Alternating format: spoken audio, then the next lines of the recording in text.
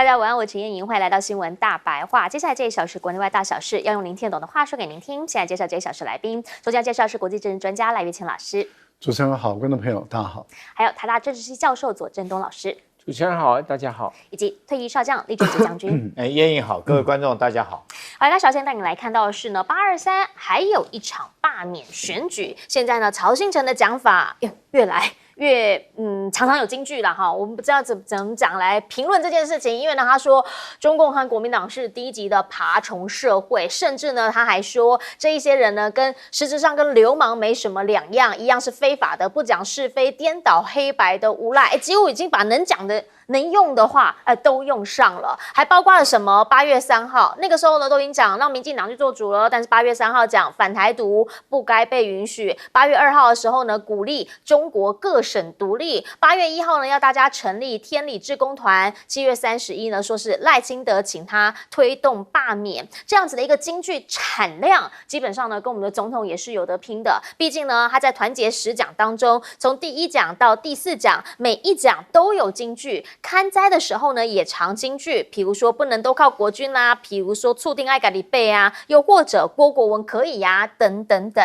但不管怎么说，这一些是金句啊，可能他自己有他自己的想法，但问题是接下来这个想法，很多人说连想都不应该想，这是纳粹说。好，巴囧出来道歉，说他本来是私底下开玩笑，后来他知道连开玩笑都不行，但是却有人出来帮他说话。这位网红叫做波特王，他说看不懂啊，他觉得这哪一出啊？因为他就认为巴囧的用意也还是反共啊，只是他觉得可以参考过往的历史经验，他认为比较偏向魔法对付魔法。好，很多人就在讲，你有搞清楚你在讲什么吗？也哈利波特啊，魔法对付魔法这件事情是想都不应该想的事情。甚至呢，另一个网红 Chip 讲法，那个叫做人类历史的地域代名词，是真的不能碰的。他强调啦，你这样讲不是把对岸中国人吓跑，是把台湾人给吓跑了。其实为什么大家会知道这一些内幕细节，是因为闽南郎出来开直播，闽南郎呢拿出他跟巴囧之间的私讯对话，告诉大家哦，原来巴囧的思考逻辑是这样。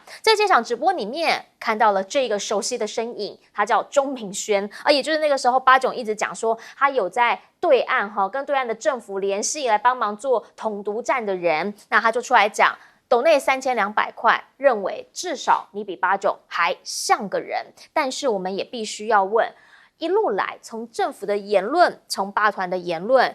大家想问的是，现在是不是已经有一种法西斯了哈？原因是因为大罢免。就是因为大家没有办法接受这么样极端，大家不想要接受这件事情，就像是李文忠所讲的近个月来是不是在台湾政治语言一次已经比一次又极端，大家真的很不想看到这样原本包容的台湾变成这么极端的台湾。而目前呢，现在这位民意沈正南他则直接讲了，他认为啦，现在是不是对罢团来讲，他们有一种感觉就是来都来了，跟谁都来领导都是一样的吗？因为呢，在我跟这个闽南郎他们的对话当中，我们发现了419当时的这个背板，其实呢，那个可能就是参考纳粹的图腾。现在国民党他就点名了，在这一场活动站在这个背板前面讲话的人有谁？有沈伯洋，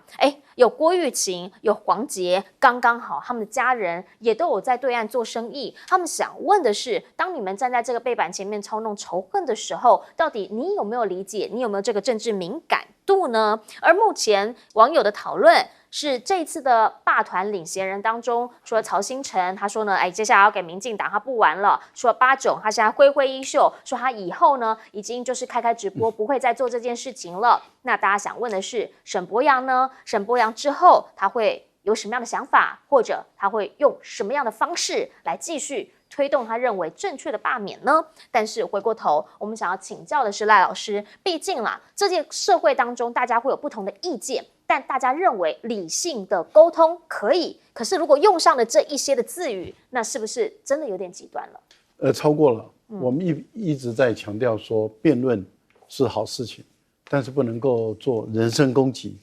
这是人格的修养的问题。我们之所以为人，是因为我们有人格，我们主张正义，我们主张公道，我们主张很多伦理的一些原则。那我们都知道，人跟禽兽的差异性就在于人讲求道理，人有智慧，人追求品德，追求道德，然后去否认品德、否认道德的这些人，他们就不配为人。那不配为人，他们就跟爬虫类的动物就是一样的了。去年台湾的广大的民众，他们绝大部分超过半数以上啊，他们支持了我们看到台湾很多选区的这些国民党籍的立委。所以去年选举的时候，小选举区的国民党的立委赢得了很大的席次，比民进党还多。那民进党很多的支持者他们就不认输，他们就翻桌，然后他们就坚持少数要领导多数。那也就是说，他们开始反民主了，不相信民主。他们虽然嘴巴讲民主，但他们做的都是反民主的事。今年他们就开始欺负那一些去年得到绝大多数民众支持的国民党籍的立委，他们就开始欺负他们，他们要罢免他们，他们要攻击，要羞辱，要侮辱，要把他的立法委员的职务要把他拿走，要把他抢走。那因此他们就发动了所谓的大罢免。结果在经过最终最新的民意，绝大部分的都超过去投票的1/2以上的人，他们都认为说，我们应该让去年获胜的这些人继续留在位置上，他们坚定的支持去年获胜的这些人。那所以民进党的还有罢团，他们还是输了。输了以后，你看他们又开始耍无赖了，他们开始对于人做攻击，对于这个政党做攻击，对于多数人做侮辱、做羞辱，还骂多数人是爬虫类的动物。从赖清德的杂志说一直到现在骂爬虫类的动物，我们可以看到这一些人的人品、人格，他们是什么样的人。我想社会有公道，观众朋友你们也会有公道。来请教一下李将军。我觉得这些罢免团体现在冒出来这些言论，只凸显一件事情，就是第一个，这些罢免团体其实是极没有素质到极点这个不但连历史、连一些常识都不懂，你居然这个可以拿纳税这件事情拿来说嘴，而且说开玩笑，你可以当人类的历史上的一个伤痛拿来当做你开玩笑的话题吗？我觉得任何人都没办法接受，这只凸显出来这个不管是八炯这些人来讲的话，极没有历史的常识极没有。第二个我们看一下这个曹先生讲这些话这个包括到用这种爬虫类这种极其恶劣的人身攻击的语言来做攻击甚至于说是要叫大陆各省独立，那你有本事你到大陆去叫嘛？你在台湾叫什么？那现在我们看到整个罢免团体里面从曹先生开始，一下说不干了，现在又干了。这个八炯跟闽南郎两个人闹翻了。我跟各位报告，这一群团体里面，其实他们我们讲说，或许这个来罢免，他可能有他的意志，有他的理想，或有他的意识形态。但是我跟你讲，这些人现在很明显看出来，他们没有什么意识形态，也没有什么理想也没有什么抱负，他们只有一件事情：钞票，就是有钱没钱如果有钱的话，现在很明显，为什么会闹翻呢？倒不是说罢免失败，而是分赃不均你不信，你去看。可能后面到底是谁资助这些罢免团体这些钱？那你如果到最后分赃不均，就很快嘛，一群乌合之众结合在一起，那讲究的是钱财利益。当这个钱财分配不均的时候，为什么你拿的比较多，我拿的比较少为什么你的流量比较多，我的流量比较少？紧接着马上就看到这种情形出现。所以我特别认为说是民进党，你会用这些人来当做这个罢免，来当做侧翼，来当做罢免的团体这个有一句话讲得很好。这个水能够载舟，也能覆舟。你用这些人来当做来操作这些人也可以将你颠覆掉。我想，由这个不管是闽南郎讲的这个纳税的言论，或曹先生讲的这些这个荒唐不堪的这种言辞这个反而让老百姓更看得清楚原来你们一群只是一群嘴巴只会骂人啊，一切不切实际，我们看不到你的理想在哪里。你现在来讲的话，你可不可以告诉我们为什么要罢免？罢免理由你讲不出来，到最后你因为你讲不过人家，最后你就用抗中这个把人家抹红啊，用谩骂。现在来讲的话，你连抗中抹红你都没有办法运用来讲的话，你现在只有用一招，对不对？就骂你是低级的爬虫类，只能用这种话来骂啦，因为抗中抹红已经失效了。前面这个7月26号那天证明说是你将这些立法委员用抹红的方式给人家硬扣帽子，这招已经失效了哈。所以现在来讲的话，他用更恶劣的手段，就是用这种包括到纳税这种言辞出来，包括到低级的爬虫社会，包括到鼓励大陆各省来独立哦，像这种这个等于说是天方夜谭的话都已经出来。那我想说，我们各位观众大家自己可以去判一下，如果说台湾这个跟着被这些人牵着鼻子走，我们台湾会变成什么样的一个形态？难道你愿意让跟随这些人的想法，这么一些连基本的常识、连基本的知识、连历史、连地理都不懂的人，我们要顺着他们走吗？所以7月26号虽然说是蓝白已经给了这个民进党一个教训，给这些罢免团体一个教训，但是我们看得出来，其实有一句话讲得很好，百足之虫，死而不僵哈。你如果甚至有人说是蹲下去是为了跳得更高啊，他们讲的话。但是我认为说，如果让他们蹲起来的话，我跟你讲，将会是台湾整个社会未来的不幸。你看这些人言辞就知道。所以这次823来讲的话，一定要让他们彻底的趴下去，一定要再给他们一次教育，让这些他们得到的票数会更低。我想这样才可以真正教训到民进党，不然的话，台湾永无宁日。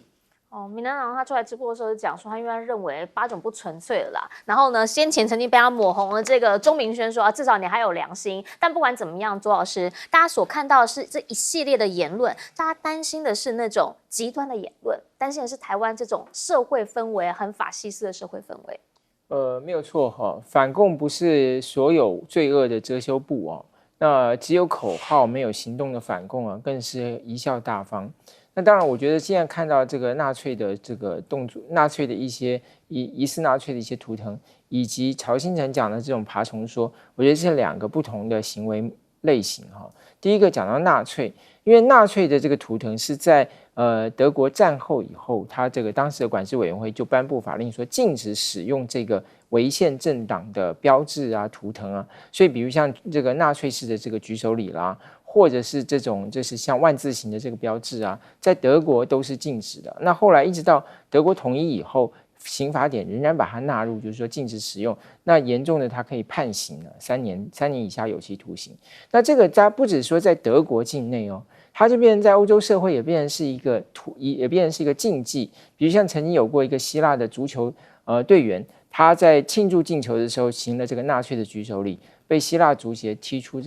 他们这个协会，就不能够再去被这个他们的国家队来雇用。那所以像这个就是说，它不只是说是法律的问题，而且变成是一个社会规范的问题。那当这些人，当像8种他们谈到纳粹，谈得这么这个自然而然，谈得这么心安理得，就表示他不只是说他认为只要是他想要对付的对象，什么手段他都可以采用，而且表示他无视于整个人类社会经过这么巨大的伤痛所累积出来的一个重要的一个社会规范，以及大家的一个社会共识。所以我觉得这个不能等闲视之，民进党不要说用一个谴责就解决了。这个问题是这个人是你们非常核心的推动罢免的这个所谓的领导人，而且是民进党照这个赖总统讲法是要与公民同行，是要全党去支持的一个活动。那民进党内部是不是要去反省这个问题？第一个，你知道而不去制止，那是非常严重的事情。那你表示你认为无所谓。那第二个，如果你不知道，那就表示你没有洞察你的合作伙伴，那个也是很巨大的失职啊。所以这是第一个。第二个，曹兴诚讲的爬虫说，其实不是纳粹的问题，是另外一个范畴，叫仇恨言论的问题。仇恨言论的问题，其实很多国家都有相关的立法，过去立法院也曾经讨论过，但是在2022年的时候，法务部说我们已经有相关的立法，所以我们已经有相关的这个法条，所以不用再额外立法，不用重复立法。但是我们现在有的法条，第一个是根据宪法的平等权，就是不管阶级啊、种族啊、这个国籍啊，都一律平等。第二个就是有所谓的公然侮辱啊，或者是有所谓的煽动犯罪啊，是用这些条款去。但是问题是什么？就是社会对所谓的仇恨言论，它并没有一个共同的看法，并没有认为说这是一件很严重的事情。我认为这才是问题之所在。为什么曹兴诚可以用爬虫来说国民党，说中共？中共当然不在我们现在中华民国宪法的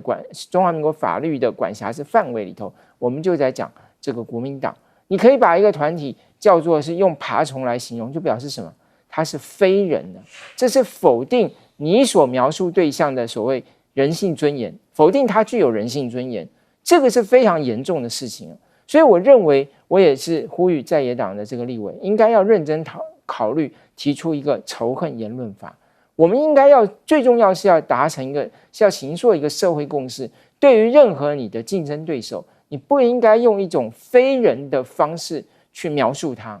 这个其实，因为你从言语暴力就可能成为行动的暴力，那就会使得社会陷入这种仇恨跟冲突之下。所以仇恨言论的立法，我认为是刻不容缓。不只是说最终目的希望它立法，而且在这个过程里头，大家要知道，我们不能够再容许任何在政坛上有这个声量的人，在政坛上积极的人，他采取这种言论，造成所谓的上行下效，造成这种人民心中的仇恨。我觉得这个是我们社会的一个毒瘤，一定要将它加以摘除。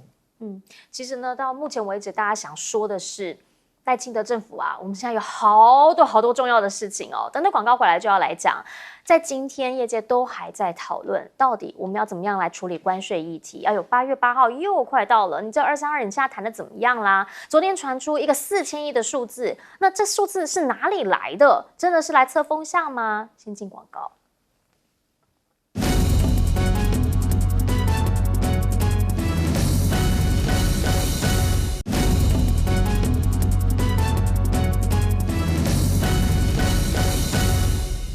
好，我们刚刚讲到关税问题，因为现在大家都在问，昨天他这样讲，他是讲真的讲假的？经济部长郭志辉到高雄去，那跟这个产业界的人开闭门会议，是这样说的，来听听看。讲啊，甲日本、韩国同款15%吗？那么日本、韩国所答应的条件，咱会当做，咱会当所有的农产品都开放给台湾，当然是。工业性产品，所有的美国的汽车、美国的药，竟然都是1000亿美金。你是希望中华民国政府来投资，还是按民间会当筹措4000亿美金下去美国？好，他讲的对象呢，其实是在这个中南部有很多，比如说螺丝产业啊，比如说精密工业等等的这些中小企业的工会的一些代表。那他就想问嘛，说那你们觉得怎么样呢？我们要全面开放吗？还是说民间愿意来筹资？重点，你们愿意让什么？其实这一些的中小企业，在这一次20% 的这个关税，确实对于他们来讲是重重的打击，因为它的主要竞争对手人家是15%，那我们现在是20%，你要它怎么活？但是那个4000亿怎么来的啊？以前没有听过这个数字啊。今天确实啊，好像说川普这边呢也有类似的这种谈话，可问题是4000亿哪里来？是真的吗？好，大家去问经济部了，他说没有啦，举例而已啦。部长呢是以当时日韩的投资规模作为推估的例子，我们不是已经跟美国讲好，说要有具体的承诺，或者是正在进行相关的谈判。好，所以呢，大家说那现在这样讲法是有在测风向吗？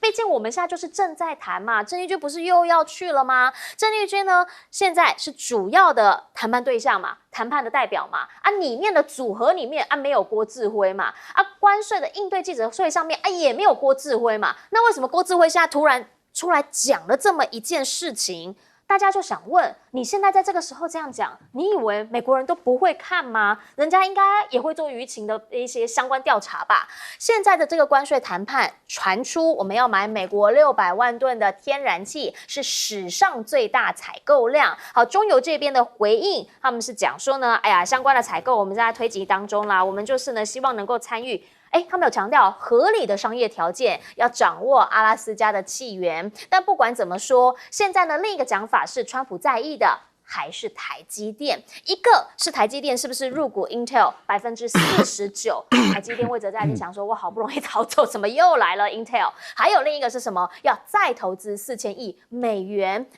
这样子的一个讲法，跟刚刚那个讲法，你怎么会觉得说，这个时间点上还真的是蛮巧合的？不管是哪一个，对于台积电魏哲家来说，都是一个很为难的一个要求。那现在呢，为什么会在这个时间谈？因为232同步也在谈半导体，台湾的晶片会不会可以课高关税？纽时的讲法是呢，因为台积电的投资远不及日韩，所以我们现在谈判才会陷入僵局，很有可能会变成下一波被制裁的对象。目前8月7号生效之前，有没有可能让我们那个20%真的就像总统讲的？还在谈，有机会降。现在说很可能来不及啦，因为时间就是很赶嘛。甚或说赖清德有亲邀重量级的大老板来帮忙救关税，说呢找这个人来到官邸里面密谈，然后希望他帮忙组团赴美投资，送大礼包，化解僵局。好 ，AIT 现在的讲法是说，美方明确表示不需要台湾官方的协助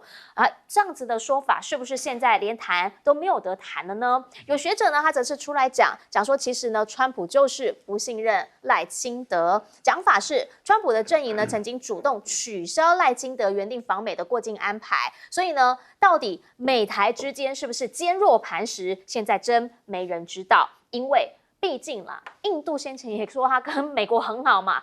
莫迪至少跟川普两个人是握手又抱抱的嘛。可现在呢，川普再批印度了，说他转卖俄罗斯的原油，谋取暴利，所以他一定会对他再加税，要课这个次级的费用。而另一个部分呢，则他们的国土安全局直接讲，印度有向俄罗斯购油，那个就是资助战争。那川普现在的这些作为呢，已经让印度很生气，说你们也是边骂边买啊！你们为什么双标？你们可以，我们不行，什么意思？这件事情啊，基本上已经呢在对岸，大家是一个看热闹的心态，登上了热搜。只是大家在讲的就是彼此之间，他们是不是真的感情生变了呢？那这样的一个做法，你认为印度真的就会少买油吗？还是你越讲他越买？毕竟他说便宜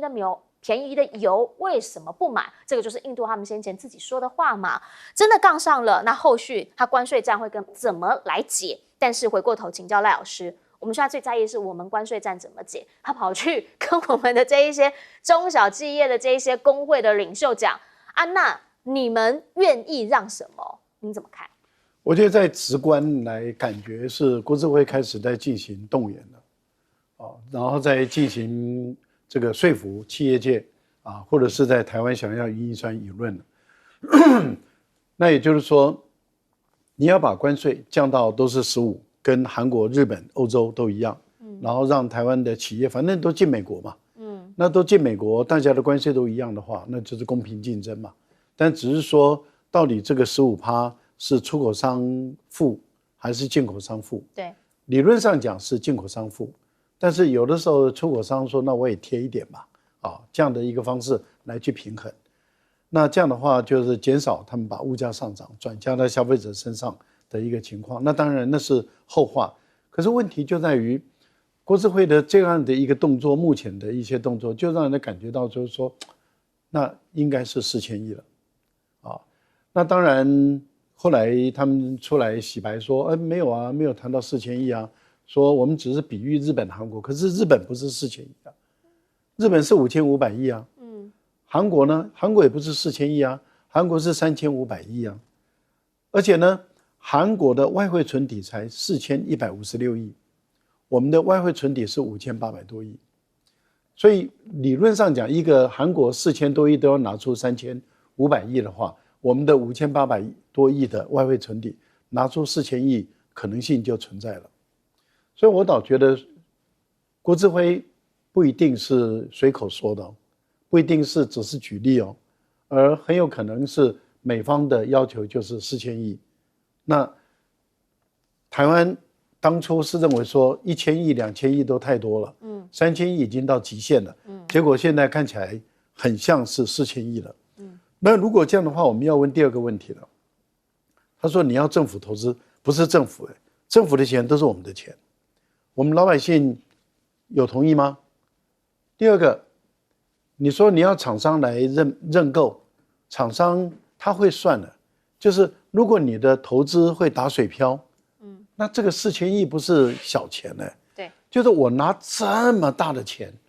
然后跑到美国去投资，结果我到最后血本无归，那这个账，这个恶账算谁的？这个呆账算谁的？这个损失亏损算谁的？那如果你是跟银行借钱，银行为什么要借你钱？银行一定要去算你的可能性，成功的可能性高还低，更何况，那你到美国去投资了以后，那有没有投资保障协定？例如说 T-Dog， 他去美国投资，在美国赢了，成功了，美国要把它没收，说国家安全的理由。那如果未来美国说，哎，你在我们这边投资这个半导体，因为国家安全的理由，我们要把你没收，那这个时候你怎么办？所以你要有一个投资保障协定，还有利润到底归谁？因为现在传出来的明白的说，日本的利润90%是美国人拿走，然后日本人只拿10%，我们都在怀疑日本的商社如何把这个钱砸下去，然后日本的政府如何能够编列预算把这个钱砸下去，大家都觉得不可思议的事。所以我个人觉得，你这些都要跟老百姓讲清楚嘛。到目前为止，你们为什么都不讲？赖清德不讲，郑丽君不讲，卓荣泰不讲，你郭志飞你至少讲清楚嘛，把我们的疑问都讲清楚，让我们知道嘛。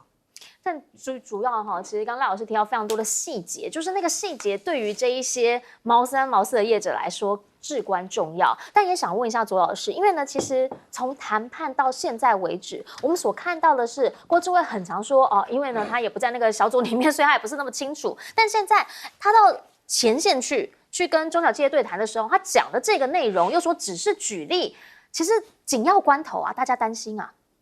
对，上次郭志辉也说他也不了解台积电这个投资的情况，对，所以我想很多人的第一个疑问是说，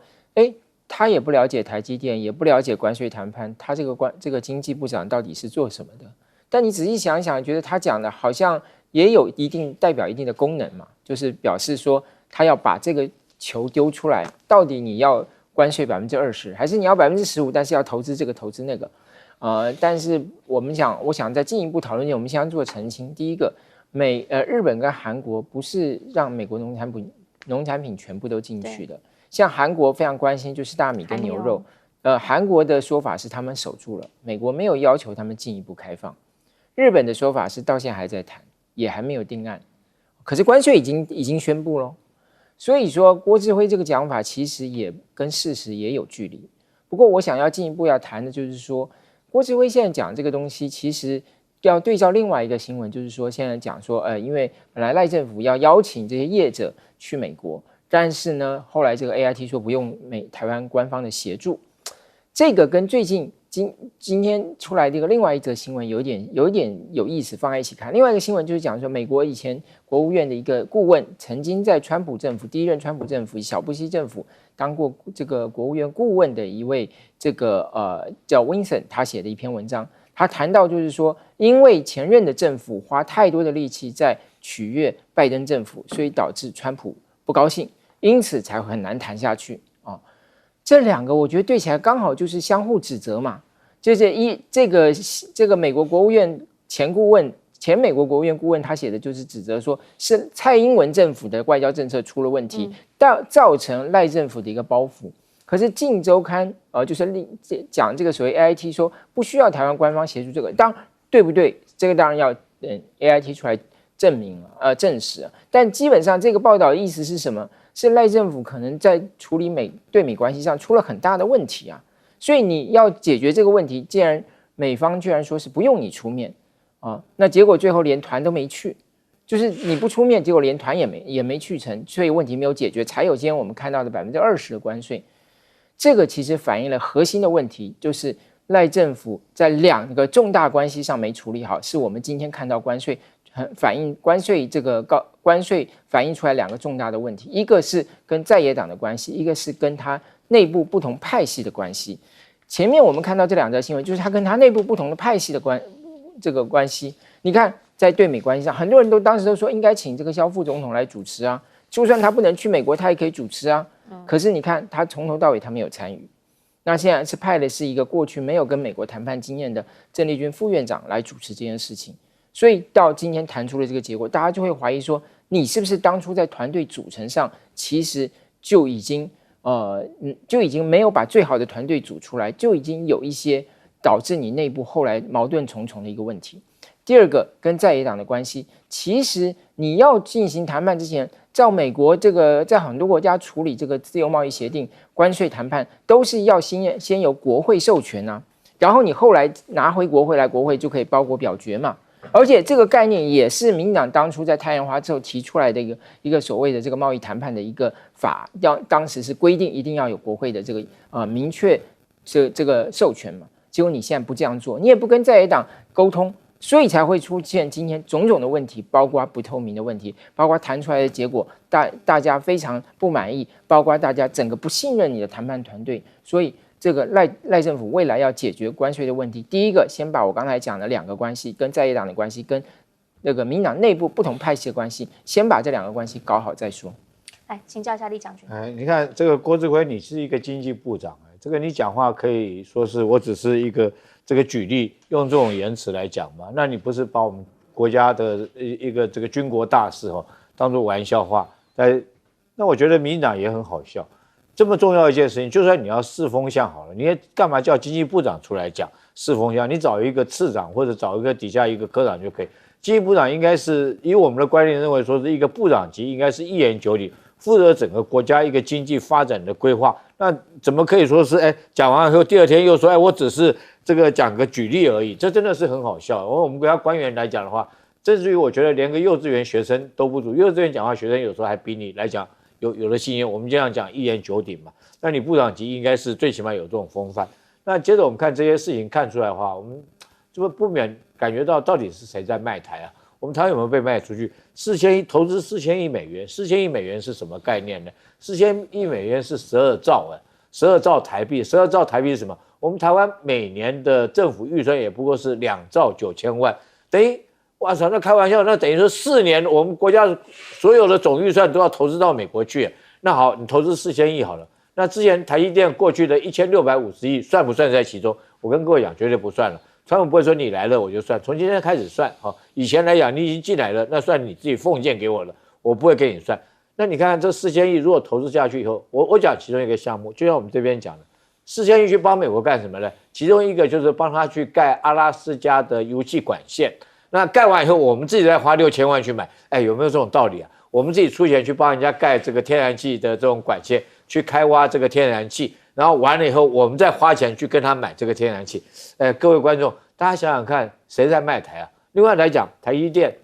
这个现在来讲说台积电以前投资了1650亿不算也就算了，现在来讲，他要这个台积电去入股 Intel。我们知道 Intel 来讲的话已经快倒了嘛，因为它技术来讲很不行嘛，它 CEO 已经换掉，那是不是你美国就是摆明了叫台积电的核心技术要给 Intel？那如果这样的话，谁在卖台？那我们台湾最宝贵的，之前人家日本跟韩国谈判，都会将它最这个珍贵、最有价值的资源留到后面当筹码。结果我们不是，我们一开始就把台积电送给人家了，投资盖了亚利桑那厂就已经盖过去了。那你现在来讲，你有什么筹码跟美国川普来谈判？那就任人宰割了，你要什么你就给什么。最后讲一下这个莫迪我跟各位讲莫迪如果说老美这样干他的话，我跟你讲，9月3号莫迪就会站上天安门的广场去看93阅兵，然后在那边让你这个川普很羡慕、很嫉妒，因为你一直想来，你不能来。我现在莫迪到那边，不但去看阅兵，还跟这边左边站着普京，右边站着习近平，然后手连手。那你看你川普怎么办？好，我们等等回来要来讲的是，因为其实呢，现在在整个地域上面，确实你会看到最近中方有越来越多新式武器，等等带你来了解。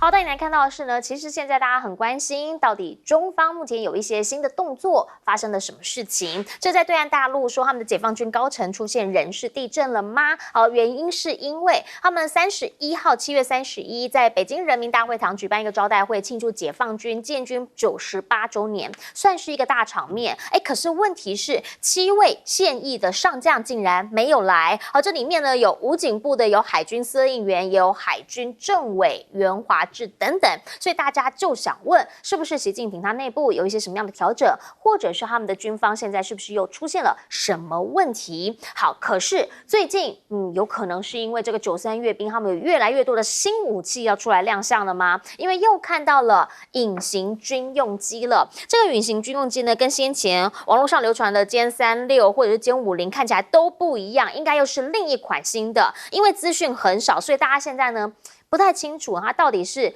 新的无人战机，又或者是载人的飞机，现在还搞不清楚它到底是属于哪一种。但是呢，现在他们确定已经研发出来一个新的电子战。每一次大家都告诉您了，现在的战争已经是进入了新的纪元，电子战、电讯战非常重要。他们现在研发出一种叫做台风眼，可以保护，也就是说呢，它在一个位置的中间，它呢能够导出一个台风眼，然后台风眼外面呢可能是一个敌方的这个讯号，那外面呢是强烈的信号干扰，但是中间他们的地方呢是一个电磁的平静区。好，如果是这样子的话，是不是真的它的战力会大大提升？反观在美国这一边，呢说波音又出状况了，这是联合航空的一架航班波音787，说7月25号的时候才刚刚起飞，马上左侧引擎就故障，赶紧安全降落。还好的是没发生什么重大的意外。但是波音出事不是第一遭，这一回是在生产线，他们的战斗机厂说专门生产 F-15的战斗机，还有其他军用机的，有将近3200人大罢工。这之后呢，又会对于他们雪上加霜啦，因为呢，营运已经出现一些状况了。品质控管出现状况，现在又出现了这个人力方面的状况，到底该怎么办呢？不是只有在空军这边有状况，海军这边说也有状况。美国海军最新的军舰叫做 DDG-1001，好，现在说到处都是锈蚀污渍，而且是大面积看得出来的，表面会剥落的那一种，这个是不是真的很烂惨？现在其实在川普上任之后，一再的强调他要重新整顿五角大厦。五角大厦呢，他们一定会有些新的作为。最新一个是签了价值35亿美元的 AIM-120导弹的采购合约。那这个合约签下去呢，说是史上最大份，但问题是，真的之后还要如何使用？那又或者它的产线多久能够完成呢？美国媒体的讲法是说呢，现在其实对于川普来说，他很在意的还包括了民用飞机飞进了 New Jersey 他们的临时限飞空域，因为那个地方是他的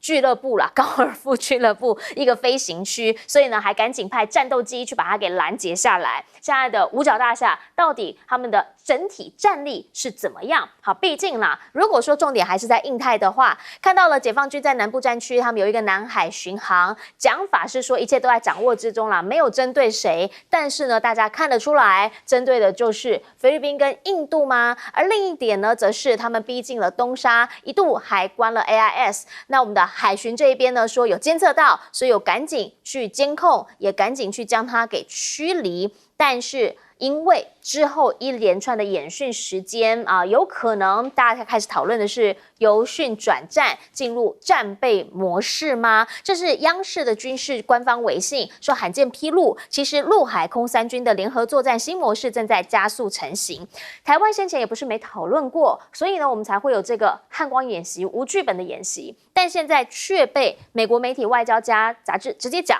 说呢，我们还没有做好战争准备，而且呢，他们强调的是，我们的人民因为和平繁荣削弱了危机感，大多数人难以想象战争，没有危机意识。国防部的讲法是说呢，这样的说法对于国军来说很不公平，但不是只有外交家也有这个美国军事专家投书到日本媒体，说尽管啦，现在很多人都讲说，哎呦，台湾半导体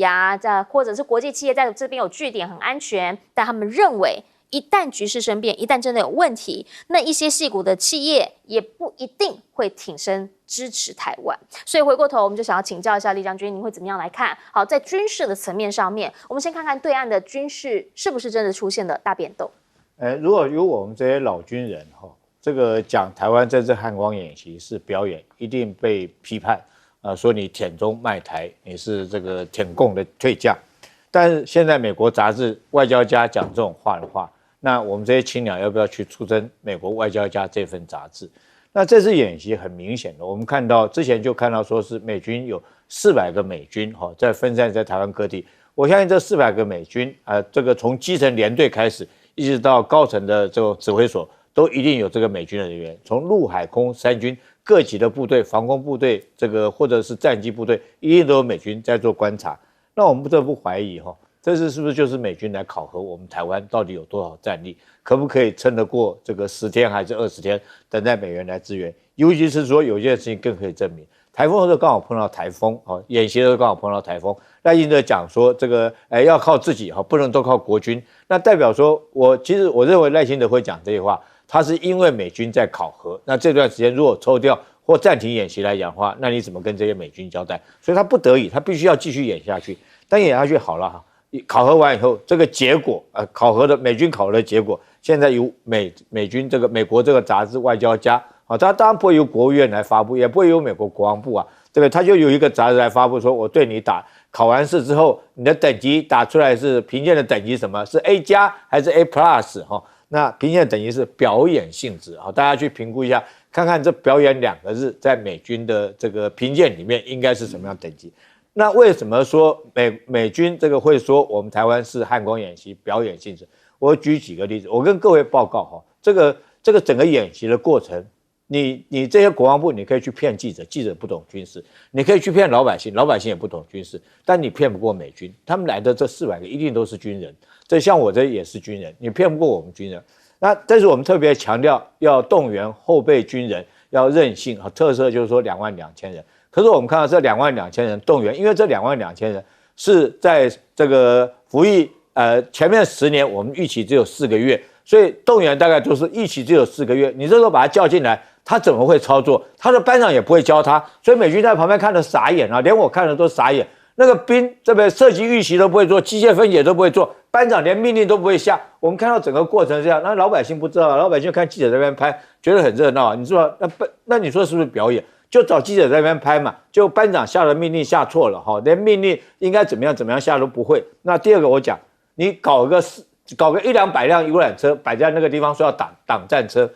你现在来讲，他战车游览车当然愿意开过去，你付给他1辆1万块钱，他开过去。打仗的时候你说你过去那边挡战车，你想那游览车司机会不会去？你说这是不是表演性质？所以我们从以上这些简单的举2个例子，我们就看得出来，真的是表演。难怪人家美军会说你表演这个我们要痛定思痛了。这个作战战备来讲，你骗得了所有人骗得了自己人，骗得了记者，甚至就算你骗得了美军，但是打仗的时候你骗不了解放军。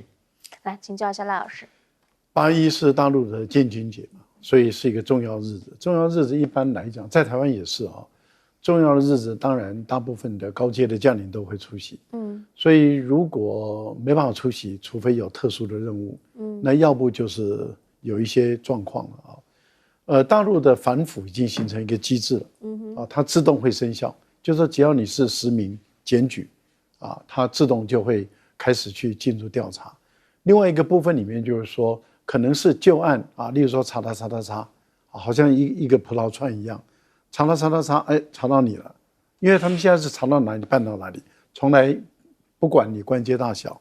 我觉得这个是大陆在他们内部的进化就是说把那些贪官污吏把它驱除在外。因为你也知道，一个军人如果贪官污吏的话，军人爱财就爱命，爱财爱命，他就不会去为国捐躯，就这么简单嘛。我们在军队也是这样看嘛，看哪位将领爱财那我们就知道他是不能打仗的，因为他想的是我怎么保命去花我的钱花那么多那个努力去污那么多钱来，还冒了风险还怕被查到，那他当然要想办法保命。那这种军人是不能打仗的，那就是死别人不会死自己，这很糟糕的所以我觉得大陆这个整数贪赌这个部分，他们下的力道功夫是很大的，我觉得这个是一件好事情。另外，6代机目前来讲，大陆事实上是领先美国，所以川普才会那么的着急。如果这一款是第3款的话，是有人机，那就不得了了，那也就等于是第3款，对，等于是第3种的有人机。那现在不知道它是有人机还是无人机，但是已经确定大陆的6代机已经领先美国了，所以我觉得川普的压力很大，因为大陆如果有3款这种6代机，而美国1款都还出不来，美国的落后已经不是一点点了，可能是已经这个距离在扩大中啊。电子战是现在跟未来最重要的啊。我想不管是陆军、海军、空军，大家都知道电子战是保命的，而且是摧毁对方的。更何况在未来战场中，如果能够瞬间的让你的通讯系统、让你的指挥系统全部都断掉，你的雷达看不见，你的通讯听不到，你的声音传不出去，那你就挨打的份嘛。但是如果说我能让你看不见，而我能够让我自己，即使你对我实施电子干扰，我也能够保护住，那这个战场的优胜那就差别很大。所以我觉得电子战确实是一个主战场。美国的这个波音的787已经第2架了，第1架他说，哎呀，不是这个机械的因素，应该是人员的因素。可是当这是第2架的时候，那这个就不能够小看了。为什么说不能小看？你还记不记得当时这个吹哨者，他就是787的品管经理，也就是说，他当时就是一个787的品管的这个负责人，他都已经上书给他们的最高层，说品管有问题，材料有问题，很有可能在10年、20年后，这个机子就会出问题，因为它会提早弹性疲乏等等的。那当然，他们的当时的波音的高层不处理，所以他就只好检举，成为一个污点证人。那在这个过程里面，后来他不明不白的死了，可是你看，现在刚好就是10年，真的就是第2架了。我觉得波音必须要重视它的787，当初生产出来的那一段时间的飞机有没有都有问题？是，来请教左老师。好，其实我倒想谈一下这个菲律宾跟印度的演习，因为这个演习当然是第一次菲律宾跟印度的演习，第二个，因为这个演习的同时，菲律宾总统马可斯正好在印度访问。那他访问的期间，菲律宾跟印度也会宣布所谓的建立战略伙伴关系。